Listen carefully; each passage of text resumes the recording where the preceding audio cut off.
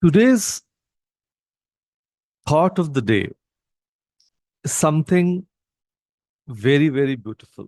And to begin, let me ask you, have you ever been caught in a rainstorm without an umbrella? That moment when you realize you are going to get soaked and there's absolutely nothing you can do about it. So now you have two choices. Either you can run frantically, getting wet anyway, and arriving stressed and disheveled. Or you can accept the rain, walk calmly, enjoying it, and maybe find a strange peace in the experience. Now, that, my friends, is the difference between a mind ruled by reactivity and one strengthened by mindfulness. So, today we are talking about something that might sound gentle, mindfulness, but actually builds something incredibly powerful, mental toughness. And here's my favorite way to think about it. Mindfulness is your mental gym. It trains your attention like weights train your body. So, like in any good workout, the benefits don't appear overnight, but with consistent practice, the results can transform your life. And unlike that gym membership collecting dust, this practice requires no special equipment, no monthly fees, and you can do it anywhere, even right now, as you listen to me. So, let's talk about teenagers and smartphones for a moment. Imagine your teen didn't get a good score in a maths test. Now, before they've even fully processed it, they have texted five friends, posted a sad face emoji on social media, and spiral into I'm never going to get into my college, all within 60 seconds. Now, imagine if instead they paused, felt the disappointment, took three deep breaths, and thought, okay, this is one test. What exactly didn't I understand? And that's the difference mindfulness makes. It creates space between stimulus and response. Now, what psychologists call the pause button effect, and in that tiny space lies a freedom to choose how we respond rather than simply react. And for the parents and adults, how many of you have fired off an angry email you later regretted? Or snapped at your partner after a stressful day at work? We have all been there. Present moment awareness reduces impulsivity because it interrupts our autopilot.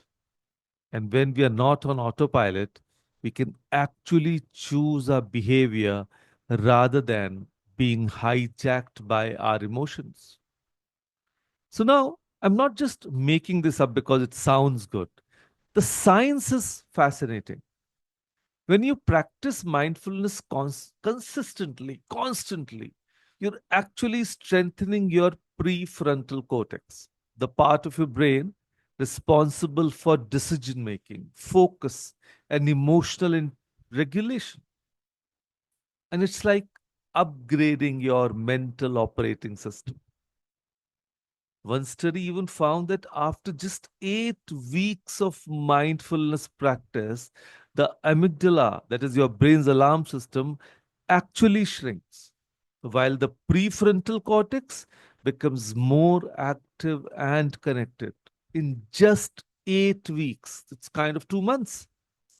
Translation, you literally become less reactive to stress and more responsive to life. Think about the mom who's juggling work deadlines, a sick child in the dinner preparations. Many of you have been there in that space. And without mindfulness, that's recipe for meltdown. With mindfulness, it's still challenging. Let's be real. But she has the mental bandwidth to prioritize, focus on one task at a time, and not catastrophize about what isn't getting done. So now I need to clear something up. When I say mindfulness, many of you are probably picturing someone sitting cross legged on a cushion, eyes closed, possibly chanting Om.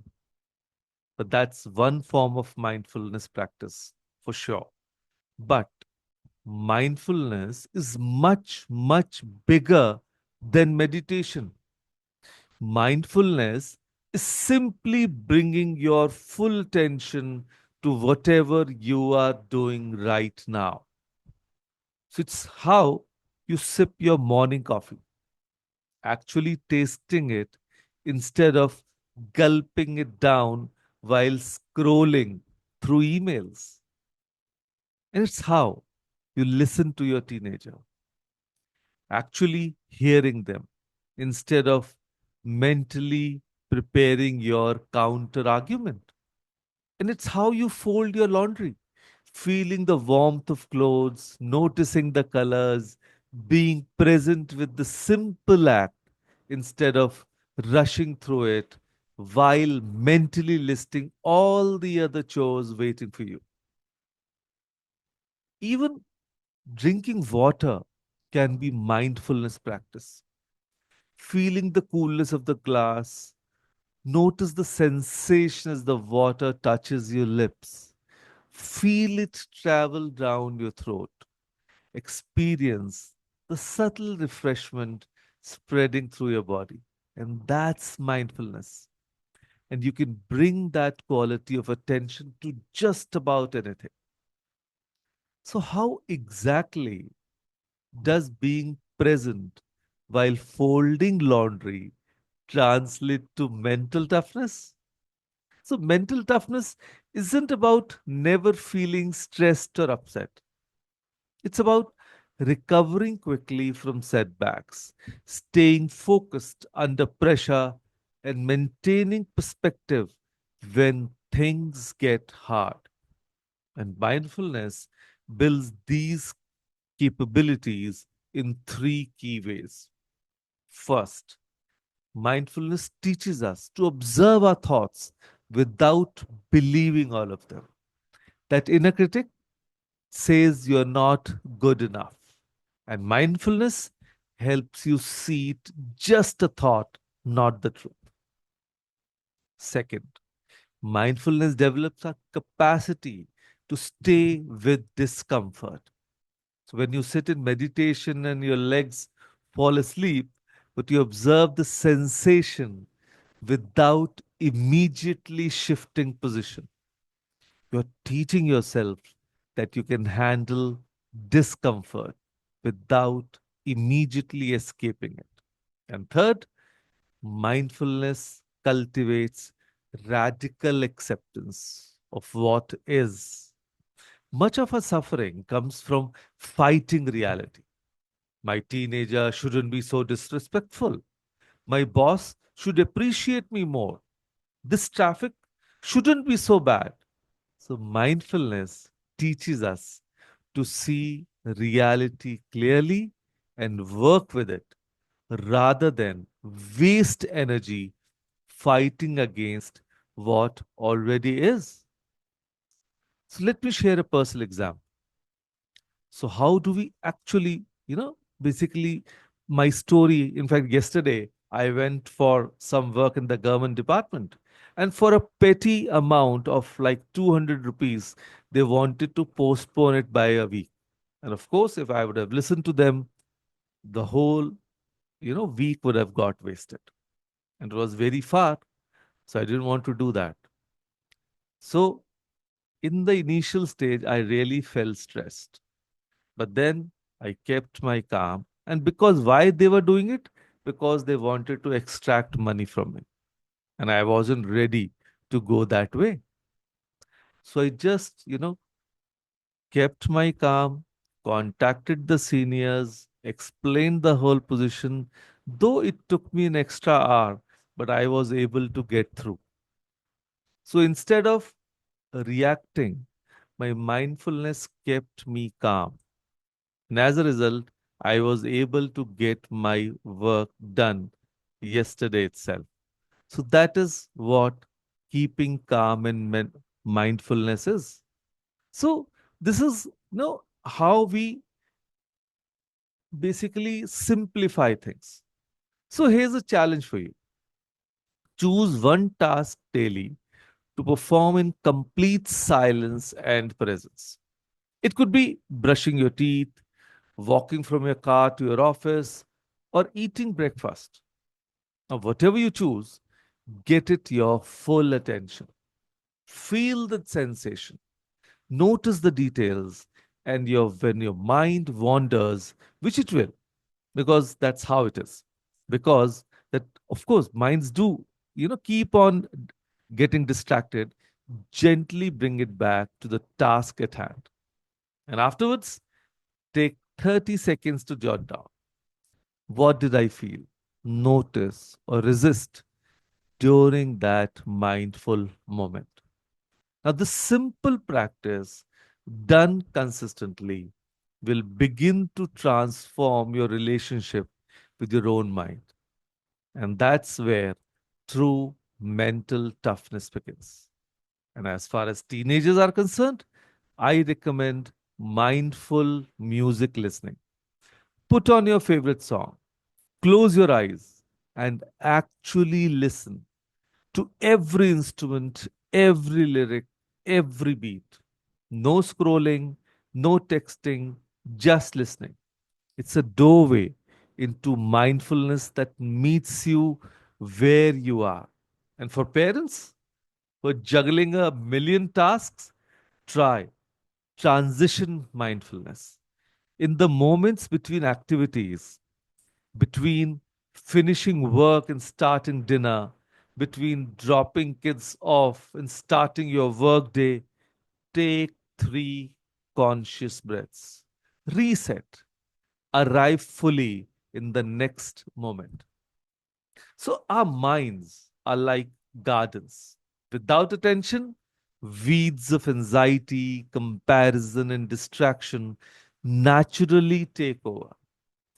Mindfulness is simply the practice of showing up with our gardening tools day after day, tending to what we want to grow. And here's the beautiful truth: in a world that profits from your distraction, being present is a radical act of self care, an incredible source of strength. Your attention is the most valuable resource you possess, and where you place it determines the quality of your life. So I leave you with this thought: the most powerful moments in your life are not behind you or ahead of you, they are the ones you are fully present for. Mental toughness isn't about controlling life's rainstorms. It's about learning to dance in the rain, one mindful moment at a time. So, my challenge to you tonight: find one ordinary moment and make it extraordinary through your presence. Notice how it feels, that feeling, that aliveness. It's always available to you. And accessing it consistently is the heart of mental toughness. So, with that thought, thank you. Thank you for joining us today. Thank you, everyone.